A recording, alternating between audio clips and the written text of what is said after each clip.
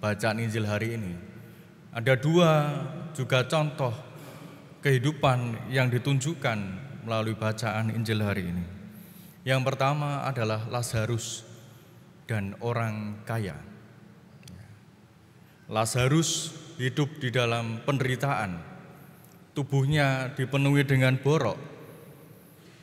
Bahkan untuk makan, untuk menghilangkan rasa lapar, dia berbaring di depan rumah orang yang kaya, orang yang hidup di dalam kemewahan, orang yang berpakaian kain yang ungu yang halus. Dua gambaran kehidupan yang sangat berbeda. Satu penuh dengan penderitaan, satunya penuh dengan kebahagiaan, kemewahan, kemudahan. Tetapi segala sesuatu itu kemudian berbalik. Ketika mereka dua-duanya meninggal, ketika mereka sama-sama mati. Yang di dunia hidupnya menderita, tetapi yang di surga sungguh menemukan sukacita dan kebahagiaan karena tinggal bersama dengan Allah. Tetapi yang kaya raya, yang penuh kemewahan selama hidupnya, hidup di dalam penderitaan, di dalam neraka, sungguh-sungguh hidup yang tidak enak. Padahal di dunia hidupnya enak, tetapi setelah mati kenapa tidak enak? Lalu kita bertanya, apa yang membuat orang yang kaya raya ini, yang hidup di dalam kemewahan ini kemudian mati dan menderita? Satu, bahwa ternyata orang kaya ini tidak pernah membuka pintu rumahnya untuk memberi makan orang yang di depan matanya, orang yang kesakitan, orang yang kelaparan di depan matanya, tidak pernah dibukakan pintu, bahkan diberi makan pun tidak.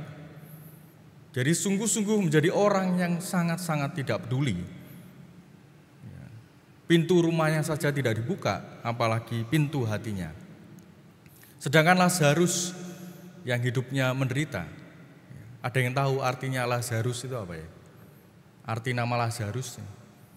Ada yang namanya Lazarus di sini? Jarang ya orang punya nama Lazarus.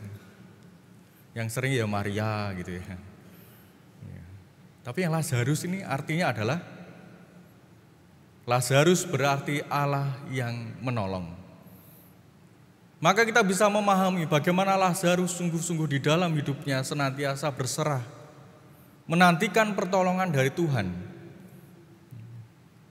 Meskipun di dalam kesulitan, di dalam sakit, derita yang dialami, dia tetap berserah, yakin bahwa Tuhan akan menolongnya. Maka ini satu hal yang perlu kita juga renungkan dalam hidup kita, Bapak Ibu. Apakah di dalam kesulitan hidup, di dalam penderitaan, di dalam ketidakenaan, di dalam permasalahan, ya kita tetap seperti Lazarus yang punya hati yang sungguh-sungguh berharap bahwa Allah akan menolong. Bahkan Allah akan melindunginya, Allah akan menyembuhkannya. Hati inilah yang perlu kita bangun terus di dalam hidup kita. Tidak seperti orang kaya yang tadi, hidupnya sudah nyaman, tetapi dia sungguh tidak peduli akan orang-orang yang ada di sekitarnya.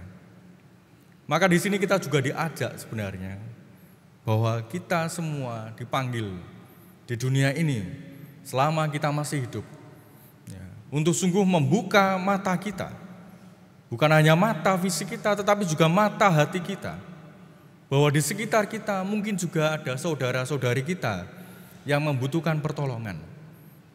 Maka bertolong-tolonglah, bantulah orang-orang yang ada di sekitar Anda, supaya mereka juga menemukan Allah yang sungguh menolong hidup mereka. Dan Bapak Ibu saudara-saudari yang dikasihi Tuhan, dari bacaan Injil kita juga melihat bahwa pertobatan merupakan sebuah jalan bagi kita sebagai orang Katolik. Ketika kita sudah mati, ketika kita sudah dipanggil oleh Tuhan, sudah tidak bisa apa-apa lagi. Orang kaya tadi meminta Bapak Abraham, tolong ingatkan saudara-saudaraku supaya mereka bertobat. Gitu. Tetapi Bapak Abraham mengatakan tidak bisa. Ya. Terlalu luas jurang di antara kita. Ya. Mereka sudah punya ya kitab nabi-nabi, kitab Musa. Tetapi hanya sebuah bekal saja, sesuatu yang tidak pernah dilihat. Sesuatu yang tidak pernah dibaca, tidak pernah dijalankan. Nah, di sini sebenarnya kita juga bisa melihat bagaimana ternyata karya keselamatan sungguh digambarkan kepada kita semua. Dari kitab Kejadian kita bisa melihat bagaimana orang-orang Nabi Adam kemudian mati, tetapi juga meninggalkan Tuhan.